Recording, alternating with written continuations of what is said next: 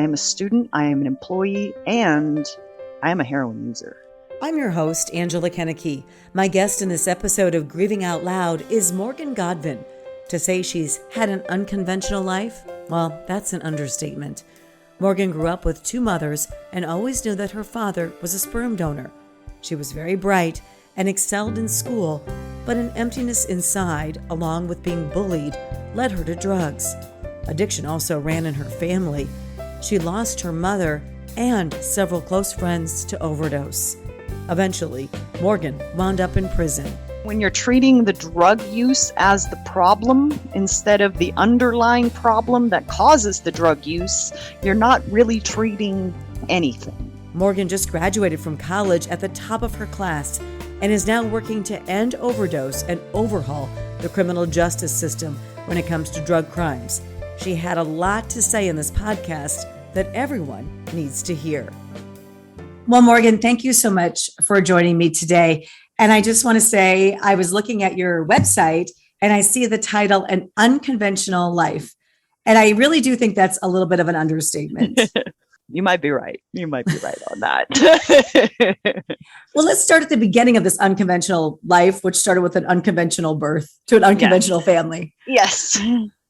So my mom was a lesbian, but she was active duty Air Force, which meant she had to be closeted by law because it was against the law to be a homosexual in the military. And she would get arrested sometimes by military police for that. But her and her long-term partner, this is long before gay marriage, so clearly they were not married, decided to have a child. So they went to OHSU, Oregon Health Sciences University. It's our med school. It's where I graduated from recently.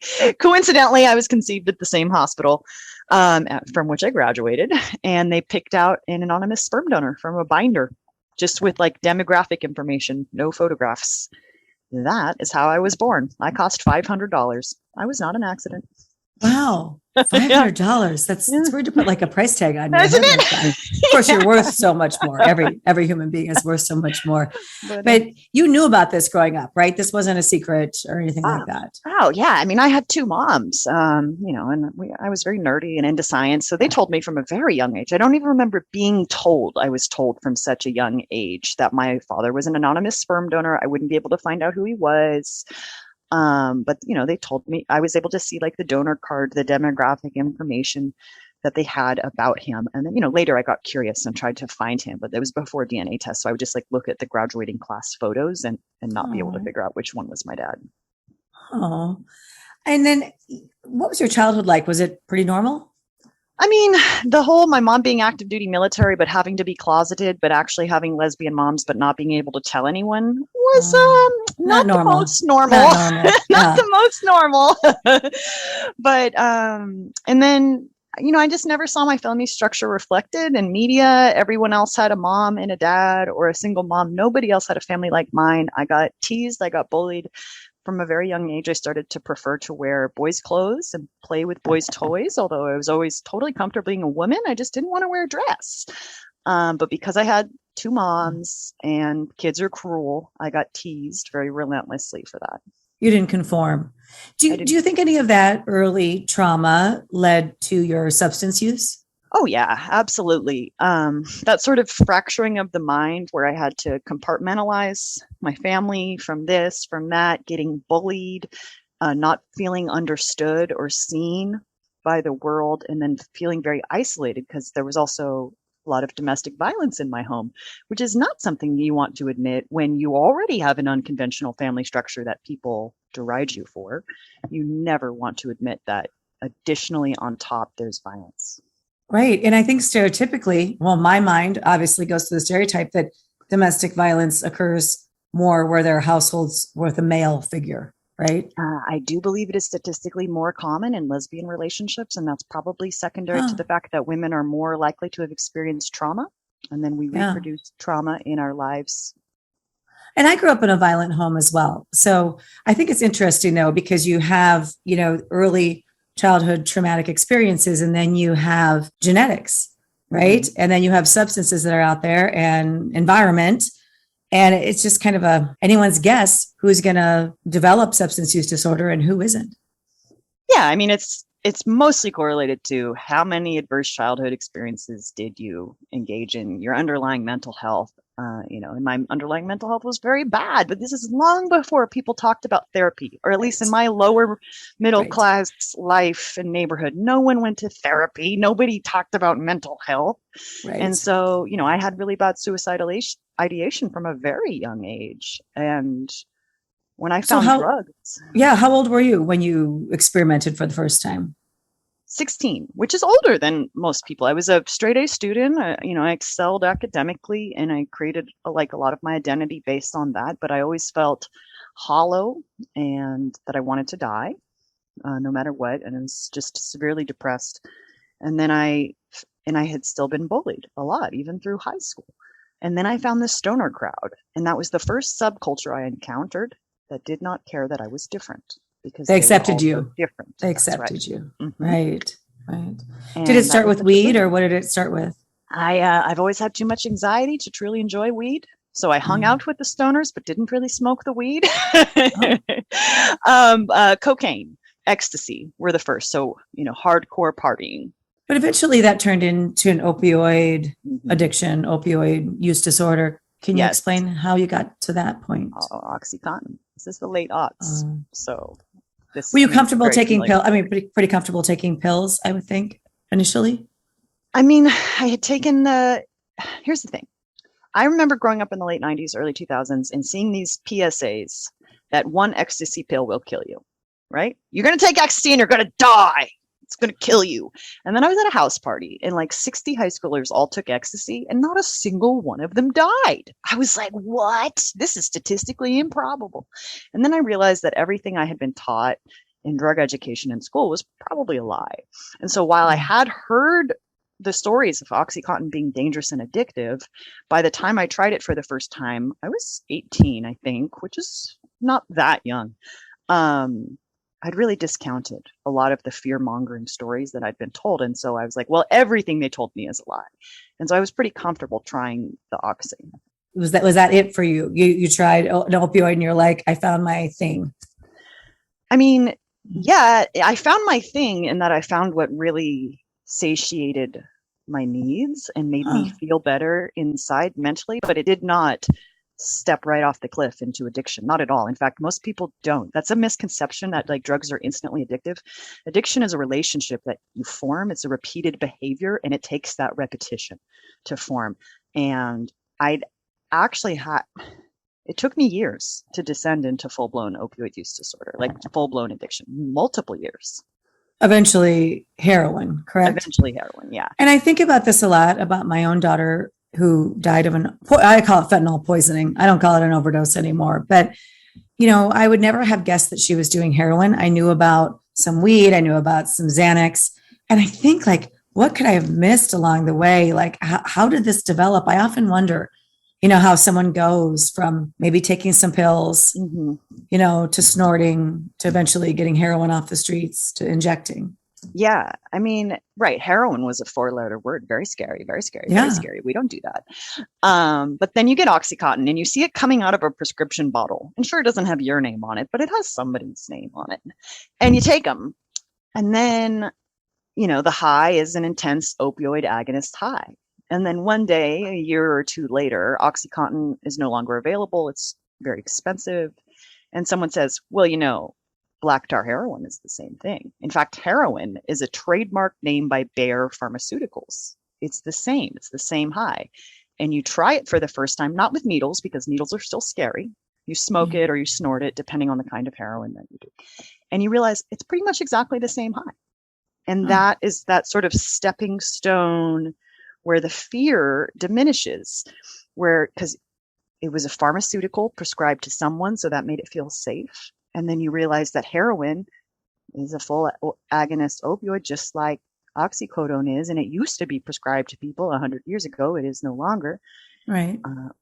And then, at least in my case, you swear you'll never inject. You swear you'll never cross these lines in the sand, and then you do. And you do because I think the disease of addiction, once it sets in, it takes over the brain, right? Making it the most important thing. Was it the most important thing to you?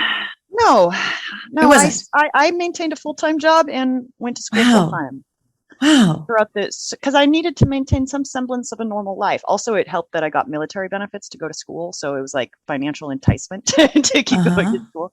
I can't believe you Uh, could manage all that. That's amazing to me.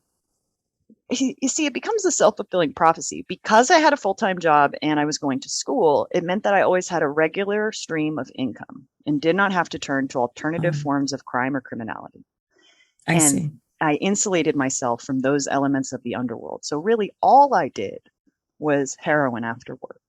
I would, smoke or later injection, but I still was able to maintain a job because I had to take a shower that day. Otherwise my boss was going to, I had to be on time. I had to balance the priorities in my life.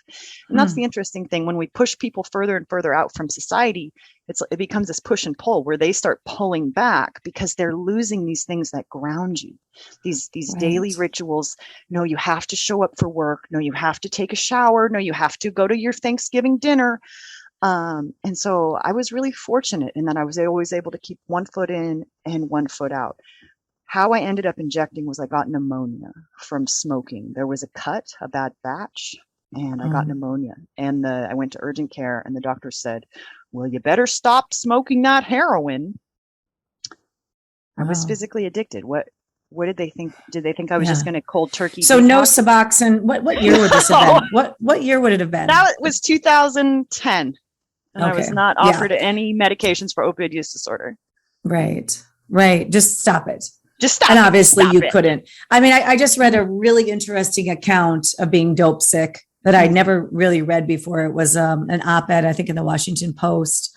A woman just explained in brutal words how awful it is, and I don't know if you ever experienced that. I'm sure you did, Of course. right? Yeah. Yeah. I was, again, because I had a It's not job, like I the wasn't. flu. It's not It like the is, flu. I hate it when people use that as the analogy because when you have the flu, you're mentally cloudy and you're tired and you're not paying that much attention.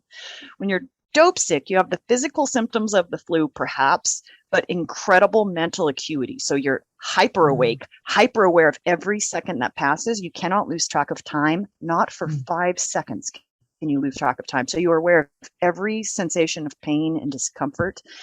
And the closest thing I can relate it to is if you've ever fasted, like truly fasted, let's say 24 hours or beyond, and then someone puts a plate of food, your favorite food, in front of your face and says, "But you cannot eat."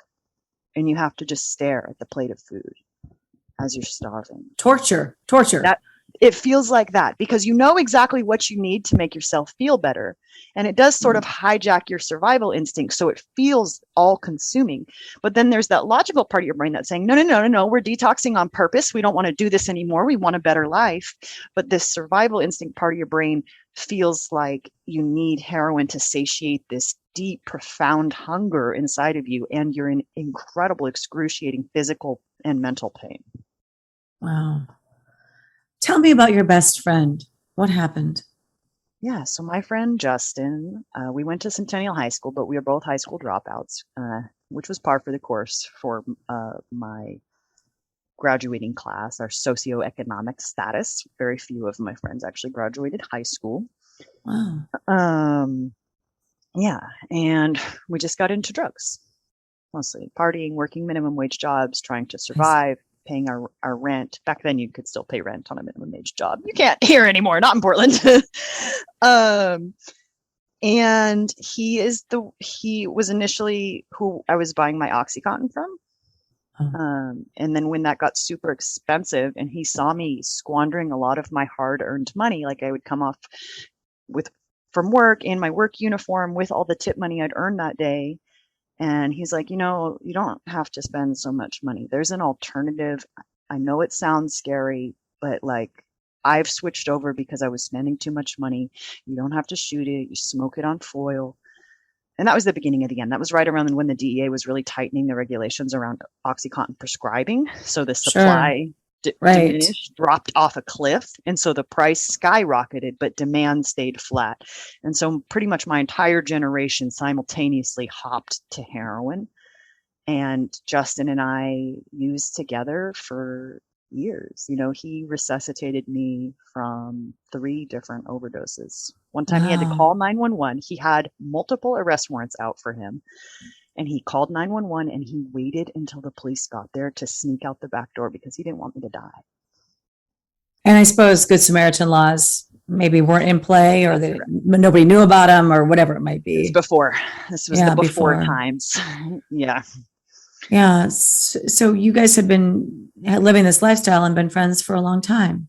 Yeah. But because I still did maintain that semblance of normalcy and went to work and went to school and didn't commit other types of crime, I was one of his few friends that was like allowed at his family functions, or allowed to come to his mom's house, allowed to come to his grandma's house. And I was as good of a friend to him as I could always be. And he would get himself into trouble sometimes. He started going to jail a lot, and I would ride him. Eventually he went to prison, and he would get himself in these situations that needed to be rescued. So I'd have to go pick him up and take him out. And I loved him. I loved him because I could be my full self with him. When I was at school, I had to hide who I was. When I was at work, I had to hide who I was. But when I was with Justin, I could be everything. I am a student, I am an employee, and I am a heroin user. He was the only person I could show my full self to.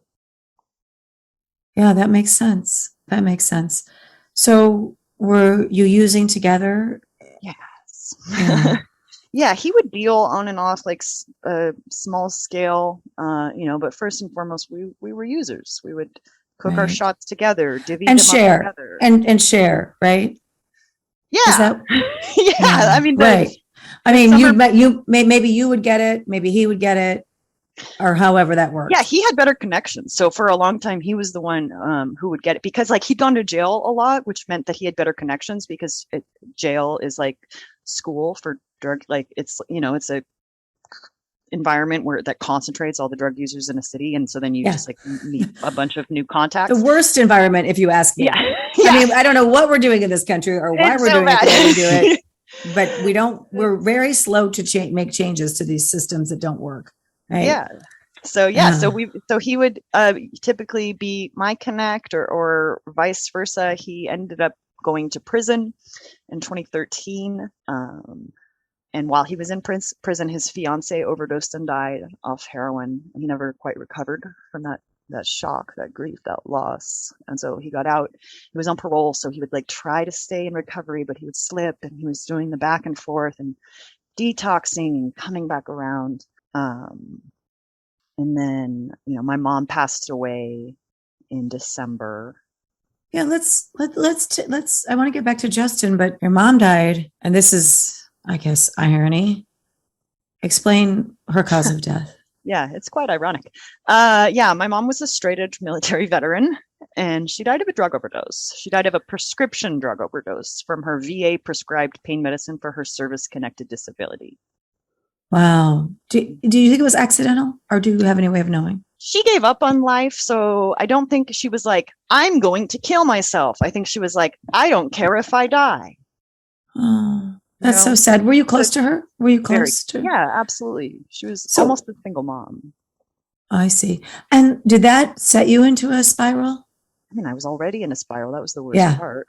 Right. That was the hardest part. Did it push you down further? Oh, yeah. Okay. So 2 months before she died, I had gotten 2 felony convictions back to back, which meant that I could not finish paramedic school, and I could never go on to practice medicine, as had always been my dream. It meant I lost my EMT license, which I had worked so hard to obtain, despite the fact I was addicted to drugs.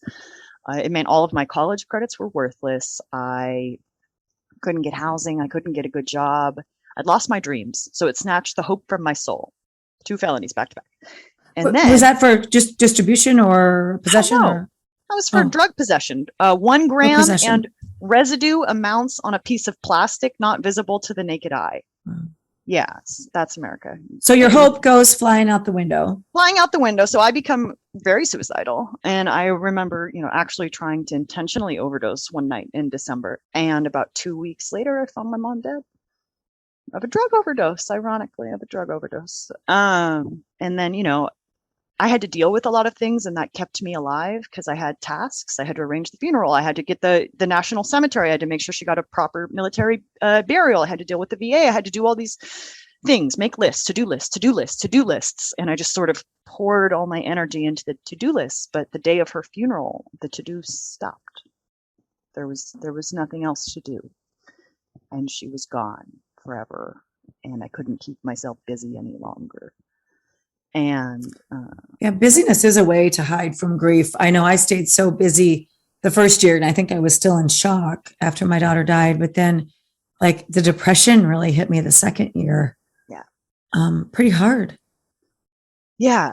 You can run, but you can't hide. I think I wrote a blog called that, but it's true. It's true. You can keep running, but you cannot really hide from the grief. It catches up with you. I think at that point, the heroin really saved me, because otherwise I would have committed suicide. I really had nothing to live for. So, So the heroin keeping you numb. Me numb. Well, I mean, I was very suicidal. It was just slightly more convenient to shoot up more heroin than it was to pull the trigger and just end it. Wow. And so it was just like, and like, heroin still was a little bit pleasurable, even when it was very much not fun anymore. It still produced some positive, not euphoria, but like pleasant feeling in my body. And so that always seemed just slightly more appealing than committing suicide. And it was in that state, right after the busyness ended, right when the grief was really descending upon me, I got a life insurance check, which meant I didn't have to worry about how much heroin I was using. So my tolerance went through the roof, because money became monopoly money. I could buy as much as I wanted, which meant I could use as much as I wanted. And I did, because I thought if I could just do enough heroin, the grief would go away. Right? There has to be, like, if I just use enough, this hurt will stop. And it didn't happen. There was no quantity of heroin I could use to take the oppressive weight of grief off of my soul. I think with grief, you just have to walk through it. You can't, it's like a roadblock in front of you, right? Is this about the time that something happened with Justin too? That's exactly the time. So it was right then, right after. So I got the life insurance check at the beginning of March, which meant for the first time in my entire life, I could buy more than 1 day's worth of heroin. I think I got it March 8th. Justin texted me March 28th, looking for a gram. His regular dealer had car trouble and broken down. And I know this because I saw the text messages in his phone as part of my police report. Typically, that would mean he would have to pick me up. We would have to drive to my connection's house, do all the things. But because 20 days prior, I had gotten $40,000, I was buying like 6 grams at a time or whatever. And so I had a gram to sell him. So I said, yeah, dude, whatever. Like, I don't want he was working as a roofer at the time. Could you imagine trying to go to work as a roofer dope sick? No. So I sold him a gram, and it was just the most normal thing, because it's something that we had done probably 300 times over the past 5 years. When I sat through a trial of the drug dealers that were bringing fentanyl laced heroin into my community and crack cocaine, a lot of people suffering from substance use disorder who were convicted with this string, of distribution, testified about how they would go get it and sell it to other friends to help them out. Mm-hmm. Can you explain that mentality? Yeah. I learned, I'd never been exposed to that world before in that way. And I felt like I learned so much about the mentality of what happens. Yeah. So imagine this happened frequently. I start work at 5 p.m. I delivered pizza, so I'd work like 5 p.m. to 1 a.m. My dealer's phone is off. I don't know why, but I know that if I do not buy a half gram before 5 p.m., I have to go work my entire shift sick, which usually meant, especially because I worked with food, the smell would bother me. I would end up vomiting and being sent home, and I wouldn't make money that day. And that could not happen. So I have to score before 5 p.m. when I start my shift. But all the dealers' phones are off. Somebody's in jail. Somebody got busted. Somebody, whatever. And so I start scrolling through my contacts in my phone, looking for anyone who does heroin and sending them the text message, "Can you help me out? Can you help me out? Can you help me out?" Because I am becoming increasingly desperate, because I have to go to work at 5 and I am dope sick and I need someone to help me out. And so from a user's perspective, that is literally the most common phrase you will see when you are texting middlemen and your friends. It's, "Can you help me out? Can you help me out?" And we all know what that means. It makes me so sad. It's just you're caught, right? And so on this day, you were really helping Justin out. it was just the most normal thing. I'm not a drug dealer. So if someone is texting me, I am their option D. Like I Wow. am their option of desperation. But because of the money, you had it on hand. I had it You on share with him. hand. I sold it to him. I took his money because you can't be a bottom, like there are limits here. We're both working jobs. I know he has the money. At the time I was not working because I just gotten all that money, but he gave me $80. I gave him a gram and I asked him if he wanted to stay and hang out and like kick it. I'd missed him. I hadn't seen him since the night my mom died. And he apologized for missing her funeral. He gave me a big hug, but he said, "Nah, I got to get home. I work in the morning," and he left. And the next day he texted me for 2 more grams. And then the SWAT team burst through my door when I said yes. Except it wasn't actually him that texted me. It was the police pretending to be my dead best friend to get a warrant. So he died. He had died that night, the 20th. Was it fentanyl? No, it was not. The West Coast was far West Coast. The Pacific Coast states was the last region of the country to get fentanyl in the drug supply. What year was that? 2014. Oh, sure. Yeah. That would have been a little bit before even it was, I think, here in the Midwest, as prevalent as it is now, obviously. It's an important reminder that people were dying of heroin, even before fentanyl. A lot of people were dying of heroin. Oh, sure. Overdoses. Yeah. Oh, sure. Yeah. As long as you don't know the dosage. Right. So whatever he took was too much. And here you are finding out your best friend is dead and finding out that you're in trouble all at the same time. Yeah. That had So to it be was 3 months and 8 days after the death of my mom. I haven't spent a second sober since she passed. Then I'm sitting in the back of a cruiser. They're telling me my best friend's dead. I'm being charged with his death, and it's a 20-year mandatory minimum sentence. I was 24 years old, so I remember doing the math. Like, I will get out when I'm 44 and thinking, I'm not doing this. The first possible opportunity I have to end my life, I'm going to. This is not happening. This is not real. It felt like I was in some nightmare and was going to wake up, but I didn't. I mean, I did wake up. I was just, still living in it, in the nightmare. right. So I can understand those thoughts, especially if you'd had that suicidal ideation almost your whole life, right? Yeah. And you're thinking, okay, I'm not going to go through with this. Here's my way out. But yet you're here talking to me. So I want to know how we got from you being arrested. And were these federal or state charges? They became federal charges. The state of Oregon doesn't have a drug delivery resulting in death. Right. So it would have been distribution of heroin. And that wouldn't have given me enough prison time according to the federal government. Well, that's how it is in our state too. The feds have to charge with distribution leading to death. So you're facing these charges. You're suicidal. Did you plead guilty? I did. Yeah, of course. You take it to trial, you get the mandatory minimum sentence. You get 20 years. What kept you alive during that time? Well, that's a great question. I didn't get arrested that night. I want to clarify. I didn't get arrested until like 4 months later. But then I did a lot of drugs in jail. And again, I wanted in jail? You said in jail. Oh yeah, in jail. I did. Wow. I got strung out and had to detox off heroin maybe a dozen times in jail. Oh my gosh. And then, so that at least gave me something to look forward to. So I would fantasize about hanging myself from my bunk or with the phone cord or getting somebody's eyeglasses and snapping them and cutting my wrists. And I would but I could just get high tomorrow. So let's focus on that. But then using in jail really taught me about my own addiction because it taught me how bad it is for my mental health and how it really was hijacking my thought process. And it was not an intellectual choice, no matter how much I was trying to rationalize it. You discovered that in jail? Yeah, that was the first time. Because out in the world, there's so many variables. You honestly think you're choosing to use drugs that day. Like, say you've detoxed and you have 14 days clean. And you wake up and you're like, what sounds fun? Heroin. I'm going to do some heroin. And then you do it. And you wake up the next day. Well, I shouldn't use 2 days in a row, but I'm going to because it's fine. I have Suboxone. And then you use 3 days in a row. But in jail, it's like you use 2 days in a row. Okay. And then that third day, you're like, what sounds fun? Heroin. But there's no heroin because it's jail. There's not a constant supply. Yeah. And so it's limited. It may be available. It may not be available. Yeah. And if it was intellectual at all or rational, you would just be like, oh, okay, there's no heroin to get today. I'll go watch Family Guy and make a phone call. But no, that's not how it happened. There's literally no heroin. It's jail, but it would be all consuming in my thoughts and obsessive, obsessive, obsessive. And I realized it was making me crazy. Oh. So you eventually plead guilty to this charge, but you didn't go to prison. I mean, you're talking to me and you're 32, you're not 44. So I know you didn't go to prison for 20 years. Yes. Thank So you. how did that happen?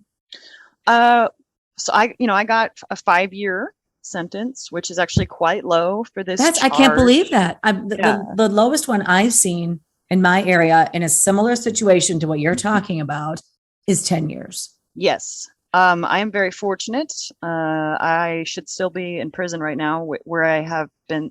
It helped that I was sentenced under the Obama administration, not because of President Obama, but because of who his attorney general was and their charging mandates. So they were allowed to plead to lesser charges. And so that was the largest benefit, because under Bob Barr, it was quite different. Right. But then, just the facts of the case. I was a military veteran. I was an EMT. I did not commit other types of crime. And his family vociferously opposed the prosecution, saying that their son died of a broken heart. And while he lived, he had been treated like a criminal and churned through the criminal justice system and beat up by police officers. And then only upon his death did they treat him as a victim, as an innocent, worthy of intervention. And that very much enraged his mother, who watched him be brutalized by the criminal justice system since his 18th birthday. And so she testified on my behalf at my sentencing. Wow. His sister, who had, struggled with us for part of that time, also did not support it. And so all of those factors worked in my favor. Mitigating circumstances. So you go to federal prison. Did you get treatment in federal prison? I mean, I got what they called treatment. But again, when you're treating the drug use as the problem instead of the underlying problem that causes the drug use, you're not really treating anything. And a lot of the treatment in prison was designed towards criminal activity and criminal thinking. Oh, and not substance use disorder. Not substance use disorder, yes. More just like reformation if you're robbing banks or something like that. Yeah. I mean, it was in the drug treatment program, but it was all these like thinking errors and criminal thinking errors and rational thinking errors. And it was not things that I struggled with. And so like I had to go through the motions because I wanted my full year in the halfway house, which was like the benefit that I was eligible for.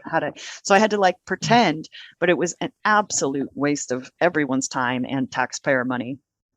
Wow. So you get out after how long?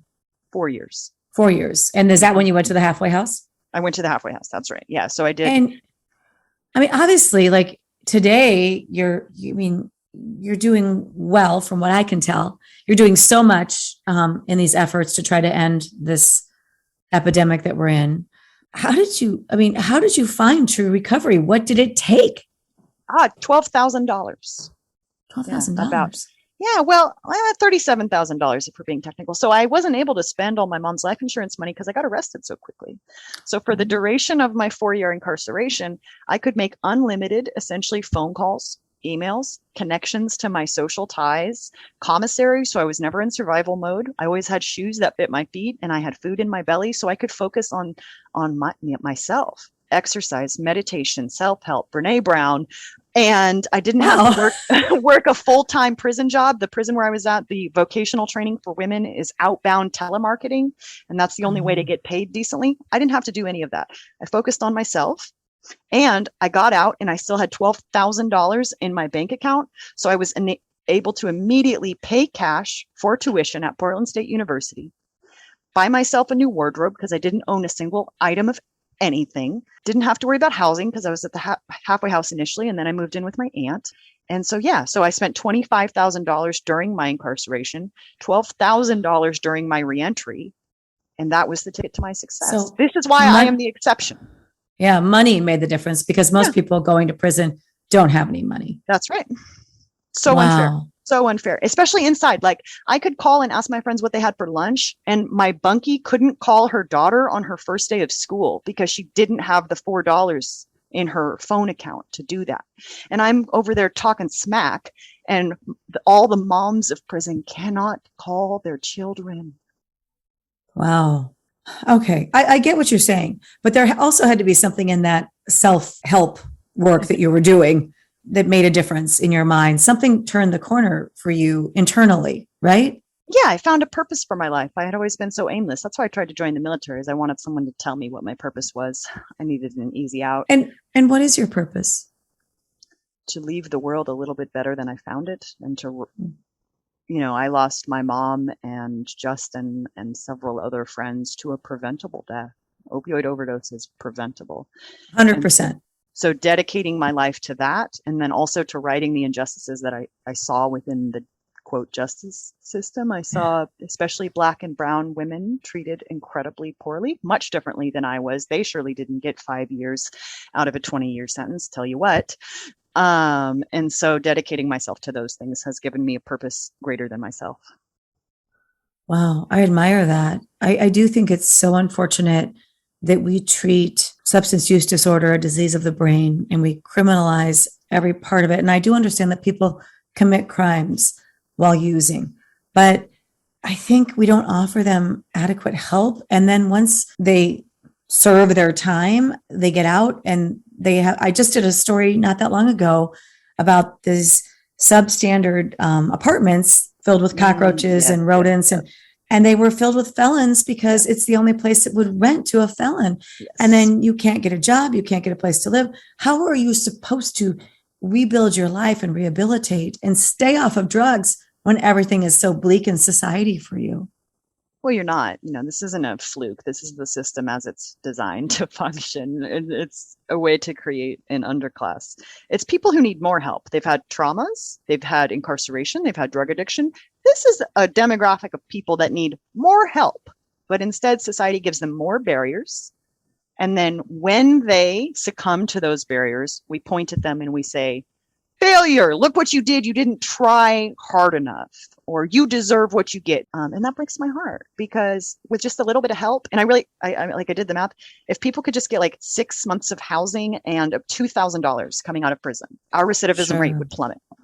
Sure. Simple things. Simple things. Well, I would like to see the whole system overhauled where we actually treat people for substance use and not just lock them up in a prison. And in my state, in my state prisons, they don't really get treatment. And if they do, they have to sit there for 3 years before they even get treatment, or however long it is. Even prison-based treatment is totally negating the fact that prison is not a safe place. You have to be tough. You cannot be vulnerable, especially men. There's trauma, there's sexual violence occurring, there's exposure to just like physical violence and fights regularly. It is not a safe place. And you must be in a safe, vulnerable place to be able to truly heal yourself. What keeps you in recovery today? Purpose. Yeah, drugs are inanimate. So I work frequently with people who are actively using, testing drugs, checking drugs, but it also looks very sad. The misery I see in people in active use is actually a good reminder for me on why I do not want to return to that. Basically, it's just hope. I have hope for my future. I envision a better world, and I am taking the steps to embark in it. I know that my purpose is greater than just me. So how dare I sacrifice myself to oblivion when I could be doing something greater? Well, and you have a lot to say, and you have the lived experience to back it up. I think that's so important. And you just graduated from college. Yes. And you're doing what? With what degree did you get? I got a bachelor's in a dual major, public health and Spanish, with a minor of Latin American studies. Graduated summa cum laude from the Honors College, and now I work as an editor. So now I work as an editor at JSTOR Daily, assigned to mass incarceration. So writing about all things prison and policy. Wow. Well, that's wonderful. And you're running a nonprofit. Tell me about your nonprofit. Yeah, I have a nonprofit called Beats Overdose. My favorite rapper is Atmosphere, Slug from Atmosphere. And I DM'd him on Instagram and I asked him if he wanted to do something about the overdose problem that hip hop was experiencing. And we created a first of its kind touring harm reduction program that goes on tour. So last year it was with Cypress Hill and Atmosphere, and we reached about 60,000 people. giving out thousands of doses of Narcan, fentanyl test strips. Because now, people are at risk that don't even know they're at risk. People who take pills, people who do cocaine. And if you don't know you're at Every risk, drug. you don't seek out services or information if you think you're safe. And so it's about reaching those unknown unknowns and making that be a known unknown, making them know there's a risk that they do not know. And so we're reaching tens of thousands of people from the microphone at sold out shows, passing out Narcan, getting into bars, music festivals, entertainment, really trying to broaden the reach of overdose prevention to destigmatize it. Because it's not just something happening to those people over there. It is affecting every single American, and we have to start talking about it everywhere, every opportunity we can, as loud as we can. I'm with you 100%, 100%. It happens everywhere to anyone. And when we look what's happening to the kids, getting pills on Snapchat, and I think overdoses among adolescents have doubled or tripled in recent years. Yeah. That was my first ever academic paper, because I'm now moving in more into academic research, is it doubled from 2019 to 2020 and continues to rise. But the absolute rates remain low. That's what we need to focus on, is if we saw this spike in adults and we ignored it. And now we have the worst overdose crisis in human history. But we're seeing this spike in youth. So if we intervene rapidly and intensively, we can avert the level of overdose that we are currently seeing in adults. But we have such a hard time adapting our practices, our ideologies. And so people are, I don't want to talk about safer drug use for kids because it's sending the wrong message. Well, your fear of sending the wrong message is sending kids to their graves. Right. Right. And I think we need swift action on all levels. Unfortunately, we're dealing with a lot of bureaucracies that there is no such thing as fast.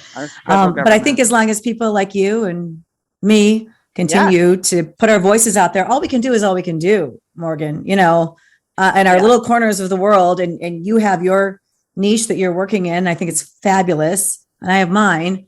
And we'll just keep shouting from the rooftops, right? As much as we can. That's all we can do. And very unfortunately, the magnitude of the crisis has reached just a scale that it is unable to be ignored. Right. So many Americans are now affected. So many are directly affected.